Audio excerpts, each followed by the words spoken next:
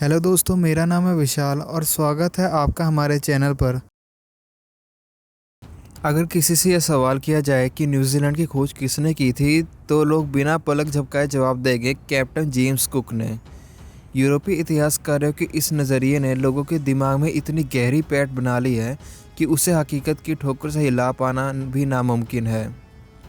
यूरोपीय इतिहासकारों की बात करें तो न्यूजीलैंड को सबसे पहले डच नाविक एबेल तस्मान ने 13 दिसंबर 1642 ईस्वी को देखा था और पहली बार इस पर कदम रखे थे ब्रिटेन के कैप्टन जेम्स कुक ने।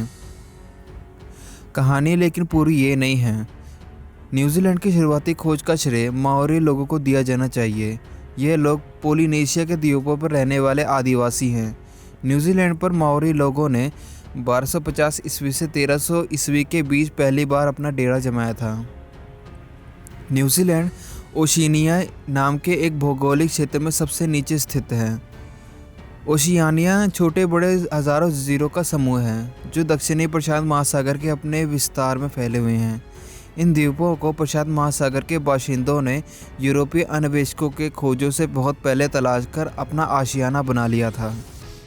प्रशांत महासागर के इन आदिम वासियों के समुद्री सफ़र, नए ठिकाने की खोज और संस्कृति पर लंदन की रॉयल एकेडमी ऑफ आर्ट्स ने ओशियानिया के नाम से एक शो भी बनाया है। इस शो में वो तमाम चीज़ें रखी गई है। उनमें से एक है टेंगोंगे।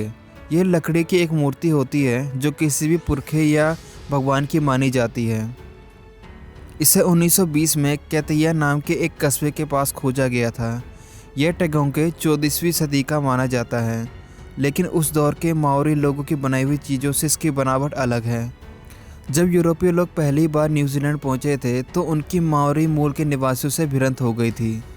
जेम्स कुक की टोली के साथ हुई इस हिंसक झड़प में माओरी मारे गए थे। बाहरी दुनिया के लोगों से पहली बार ये जो सबका पड़ा था, उसका असर माओरी सभ्यता पर आज भी देखा जा सकता है। माओरी कलाकार लीजा रियाना की बनाई हुई एक डॉक्यूमेंट्री परसूट ऑफ वीनस में कैप्टन जेम्स कुक के प्रशांत महासागर के बड़े अभियान को बड़े शानदार ढंग से दर्शाया गया है।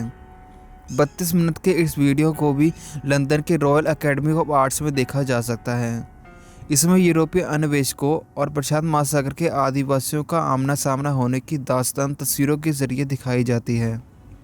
माओरी समाज की पुरानी कहानी के मुताबिक न्यूजीलैंड, जिसे माओरी लोग अयोटियारोआ कहते हैं, की तलाश कुपे नाम के एक मछुआरे ने रंगातीरा नाम के जनजातीय मुखिया के साथ मिलकर की थी। ये लोग हवाई के रहने वाले थे। कुपे के मछली मारने के ठिकानों पर ऑक्टोपस हमला कर रहे थे। वे मछलियों को फंसाने के लिए डाला गया चारा खा जाते थे। मछुआरों ने इसका मतलब ये निकाला कि ये ऑक्टोपस एक और जनजाति के मुखिया मुतरांगी के हैं।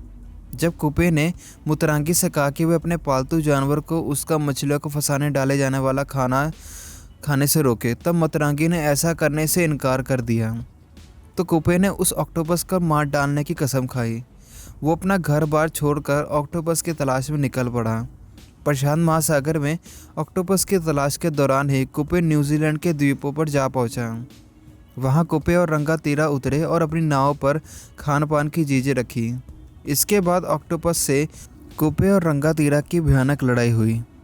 माओरी किस्से के मुताबिक यह लड़ाई रोकाला यानी आज की कुल्क जनसत्थी पर हुई थी। यहाँ पर आखिरकार कुपे ने मुतरांगी के पालतू ऑक्टोपस को मारने में कामयाबी हासिल की।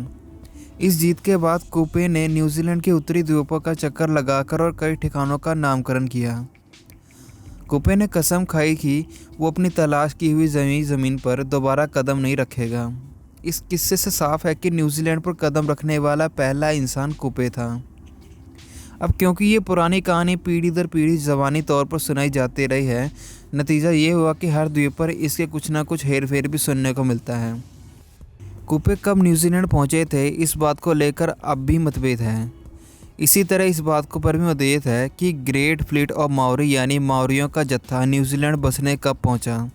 हालांकि 2010 में जेनेट एम विम्सहट की रिसर्च के मुताबिक न्यूजीलैंड में मानव जाति के रहने के पहले सबूत 1250 ईस्वी से 1280 ईस्वी के बीच के हैं। तो ये थी दोस्तों हमारी आज की वीडियो न्यूजीलैंड के इतिहास के ऊपर। आपको ये वीडियो कैसी लगी मैं कमेंट बॉक्स में ज़रूर बताइए। Thanks for watching.